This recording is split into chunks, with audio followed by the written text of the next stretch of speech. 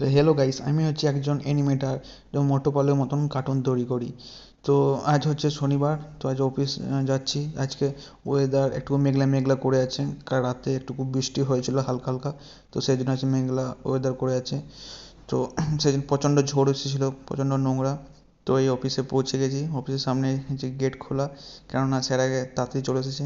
তো এই বাইরেটা গেটটা খুলে পড়ে আছে, এন্ট্রি নিই অ্যান্ড এই বায়োমেট্রিকটা তাড়াতাড়ি হয় না, একটু সময় লাগে। জানি না কেন, আমার আঙুলটা কী সমস্যা। দেন কম্পিউটারটা খুলে পরে কাজ করতে শুরু করি। কিছুক্ষণ পরে লাঞ্চ করতে চলে আসি নিচেতে।